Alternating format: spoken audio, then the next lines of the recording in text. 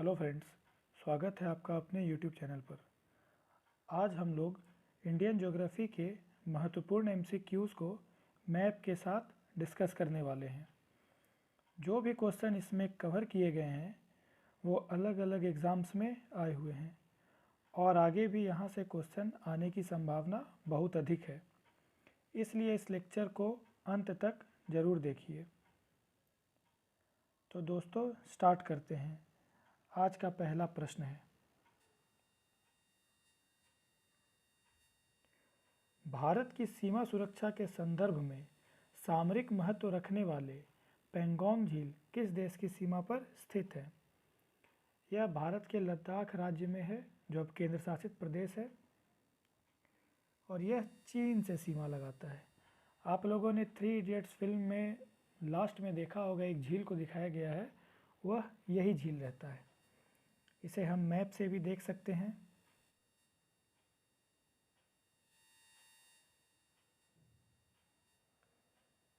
ये देखिए, ये है पेंगोंग झील, यही चीन से सीमा साझा करता है।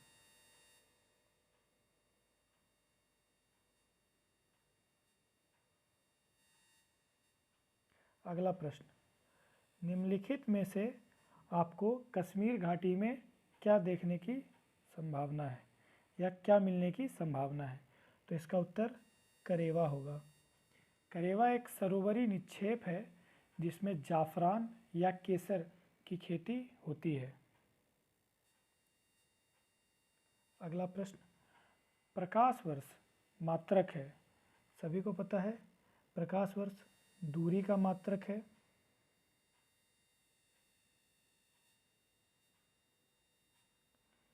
क्षेत्रफल की दृष्टि से भारत का विश्व के देशों में कौन सा स्थान है?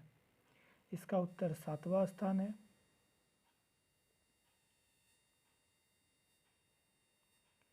कर्क रेखा गुजरती है मध्य प्रदेश से, त्रिपुरा से, मिजोरम से। इसका उत्तर इनमें सभी से हो जाएगा। इसे हम मैप के माध्यम से देख सकते हैं। कर्क रेखा भारत के गुजरात, उसके बाद राजस्थान, मध्य प्रदेश, छत्तीसगढ़, झारखंड, पश्चिम बंगाल, त्रिपुरा तथा मिजोरम से गुजरती है। यह भारत के 8 राज्यों से गुजरती है। कितने भारतीय प्रदेशों से होकर कर्क रेखा गुजरती है? इसका उत्तर हम लोगों ने पिछले ही प्रश्न में देख लिया था, 8 राज्यों से गुजरती है। गुजरात के सबसे पश्चिमी गांव और अरुणाचल प्रदेश के सबसे पूर्वी छोर पर स्थित वालांग के समय में कितने घंटों का अंतर होता है?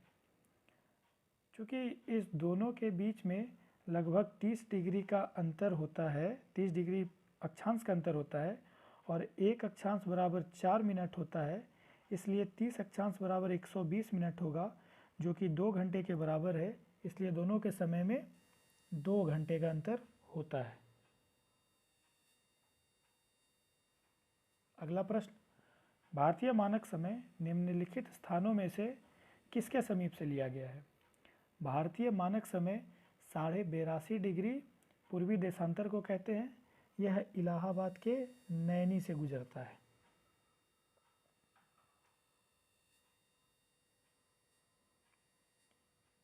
भारतीय मानक समय रेखा भारत के 5 राज्यों से होकर गुजरती है, जो उत्तर प्रदेश, मध्य प्रदेश, छत्तीसगढ़, उड़ीसा तथा आंध्र प्रदेश से गुजरती है। इसे हम UP, MP, AP Andhra Pradesh तथा छत्तीसगढ़ उड़ीसा से याद रख सकते हैं। UP, MP, AP, Chhattisgarh, Orissa.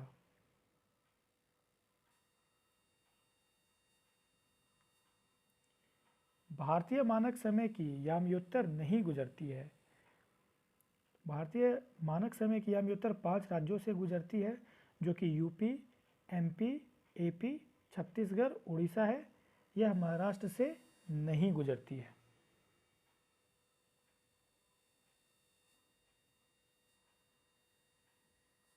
देख सकते हैं इसे हम उत्तर प्रदेश, मध्य प्रदेश, छत्तीसगढ़, उड़ीसा तथा आंध्र प्रदेश से समय रेखा गुजरती है।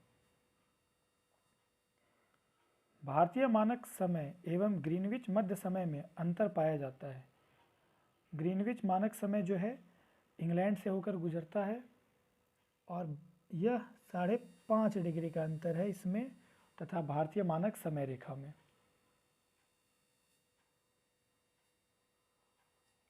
भारत का सुदूरस्थ दक्षिणी बिंदु है, यह इंदिरा पॉइंट पर हो जाएगा। भारत का सुदूरस्थ दक्षिणी बिंदु इंदिरा पॉइंट है।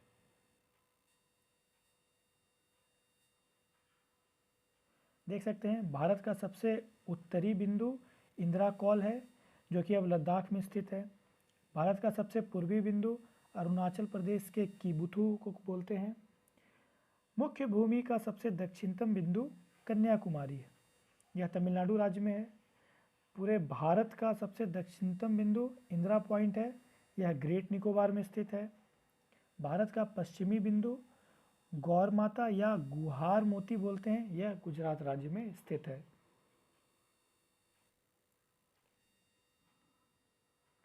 भारत का सुदूर दक्षिण में इंदिरा पॉइंट निम्नलिखित में से कहाँ स्थित है? यह ग्रेट निकोबार या बड़ा निकोबार में स्थित है।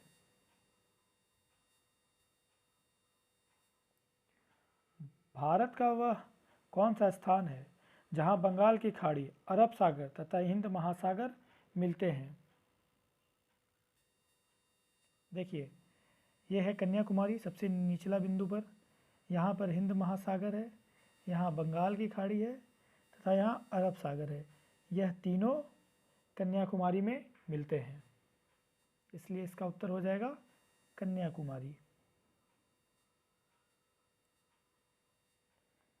निम्नलिखित में से किस राज्य की सीमा बांग्लादेश से नहीं मिलती है? बांग्लादेश से मणिपुर की सीमा नहीं मिलती है। यहाँ बांग्लादेश है, मिजोरम यहाँ है, मिजोरम की सीमा मिलती है, त्रिपुरा की सीमा मिलती है, मेघालय की सीमा मिलती है, असम की सीमा भी मिलती है तथा पश्चिम बंगाल की सीमा मिलती है। मणिपुर यहाँ है जिसकी सीमा बांग्लादेश से नहीं मिलती है।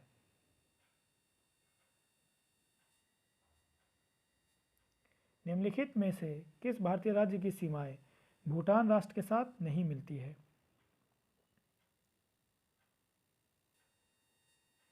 मेघालय की सीमा भूटान राज्य के साथ नहीं मिलती है। यहाँ रहा भूटान और ये रहा मेघालय। मेघालय और भूटान के बीच में असम है। भूटान की सीमा सिक्किम से, यहाँ सिक्किम है, यहाँ अरुणाचल से तथा असम और पश्चिम बंगाल से मिलती है।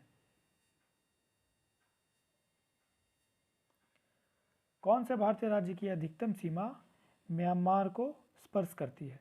इसका उत्तर अरुणाचल प्रदेश हो जाएगा।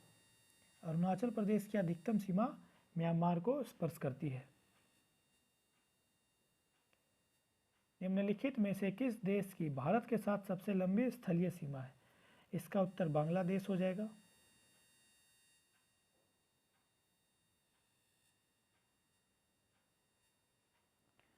भारत तथा पाकिस्तान के बीच सीमा निर्धारित की गई है, यह रेड क्लिफ रेखा हो जाएगा।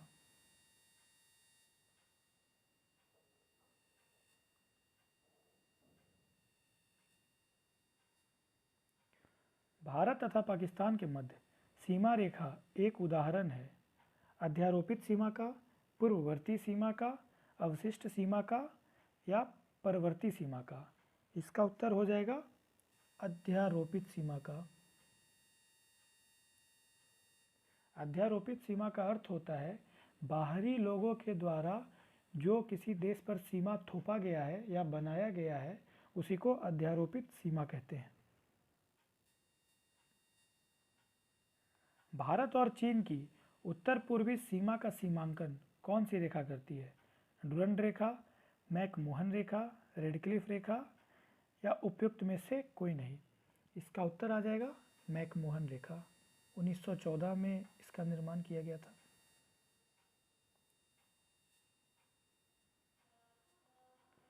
किसके द्वारा भारत और श्रीलंका अलग होते हैं? स्वेज नहर, पाक जलडमरू मध्य, कच्छ की खाड़ी, खंबात की खाड़ी। इसका उत्तर पाक जलडमरू मध्य हो जाएगा।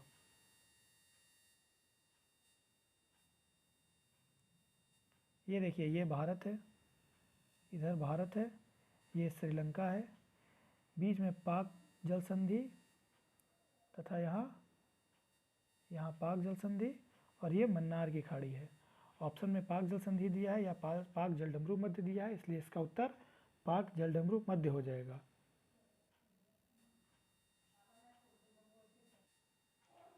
अगला प्रश्न,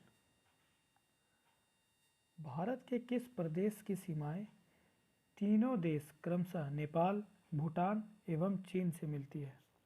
इसका उत्तर सिक्किम होगा।